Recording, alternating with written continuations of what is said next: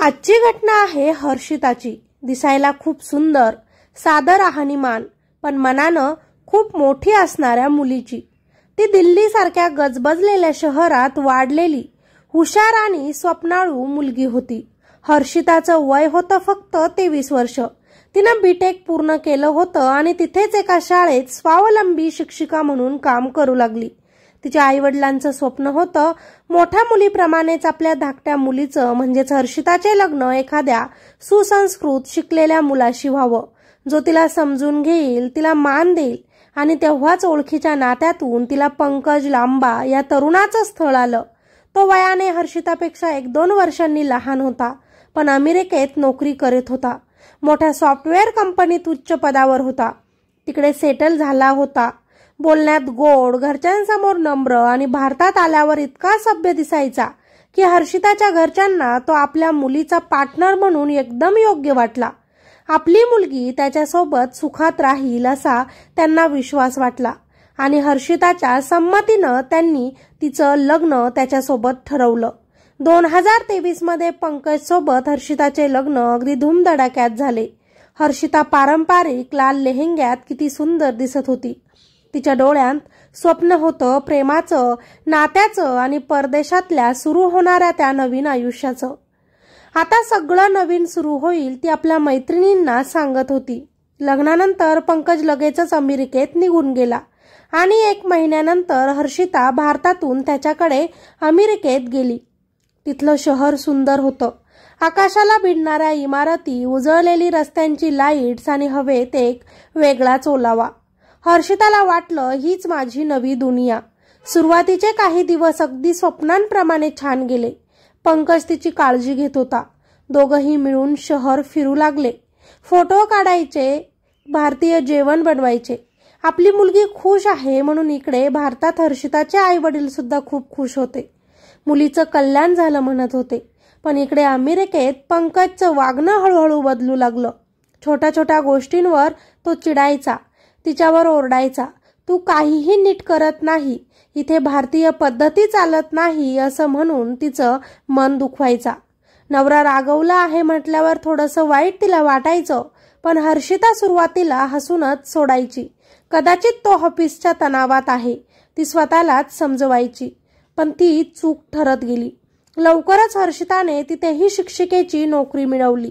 खरं तर सुरुवातीला हर्षिताला प्रत्येक गोष्ट सुरळीत वाटत होती, परंतु महिन्यानंतरच नवरा पंकजच्या खडतर, नियंत्रक स्वभावाची खरी ओळख हर्षिताला कळली। तिचं पेमेंट तो घेऊ लागला, तिच्याकडे वारंवार पैशांची मागणी करू लागला। कधी कधी तर पंकज तिला घरातच कैद करून ठेवत असे, तिच्या निर्णयांवर बंधने घालत असे आणि तिच्या कुटुंबाशी संपर्क कमी करत असे। पंकजच्या अशा वागण्यामुळे हर्षिता सतत घाबरत होती, पण ती कुणालाही पूर्ण सांगू शकत नव्हती, कारण पंकज सततच तिला धमकावत असे। आणि इकडे आल्यानंतर तिला अजून एक मोठा धक्का बसला होता।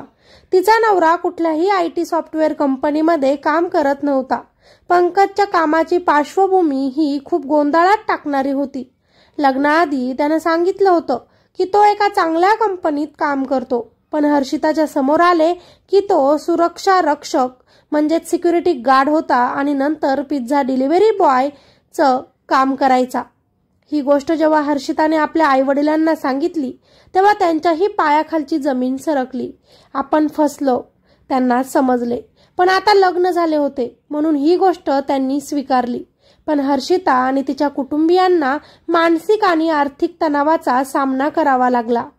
पंकजनं हर्षिताच्या आर्थिक बाबींवर नियंत्रण ठेवले, ज्यामुळे तिच्या जीवनात तणाव अधिकच वाढला। ती गरोदर राहिली।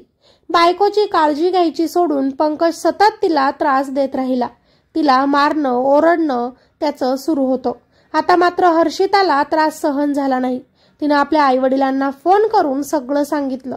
आपला नवरा चांगला नाही, आपल्याला मारतो, त्रास देतो, टॉर्चर करतो, धमकी देतो, आपल्या जॉबचे पैसे घेतो। आता हे सहन होत नाही। एखाद्या वेळी तो मला मारून टाकायलाही घाबरणार नाही।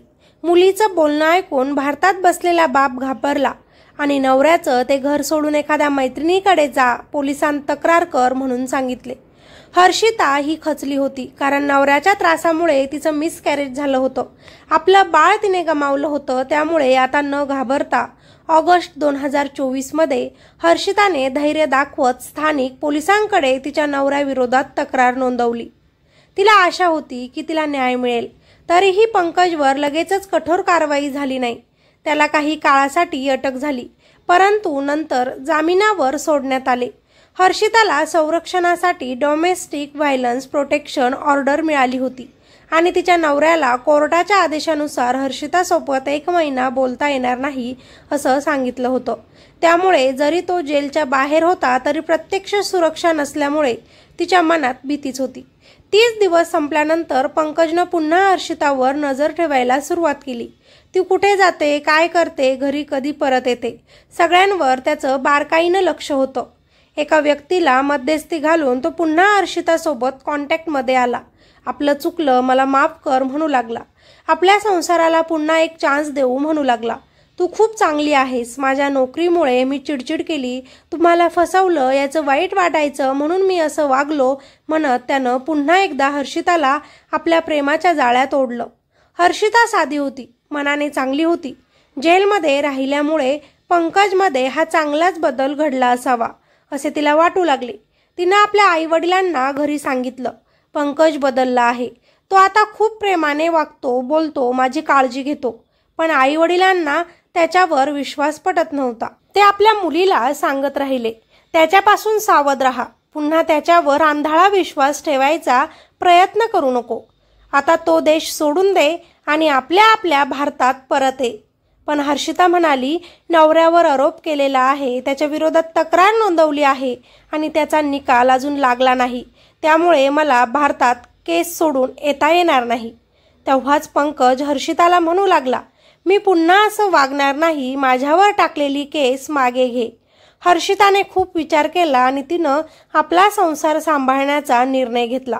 पुन्हा एकदा आपल्या नात्याला एक चान्स देण्याचा निर्णय घेतला आणि नवऱ्याच्या विरोधात जी केस गेली होती ती तिनं मागे घेतली आणि इथेच खूप मोठी चुकी करून बसली. पंकज आता निर्दोष होता. त्याच्या मनात वेगळंच षडयंत्र सुरू होतं, पण त्यानं हर्षिताला अंदाज लावू दिला नाही. उलट हर्षिताकडून तो पैसे घ्यायचा.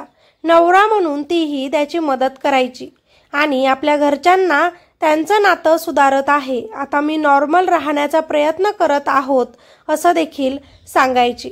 10 नोव्हेंबर 2024 रोजी हर्षिताने आपल्या आईवडिलांना व्हिडिओ कॉल केला, ज्यात त्या आईवडिलांना सांगत होती की आज जेवायला पंकजला बोलवलं आहे.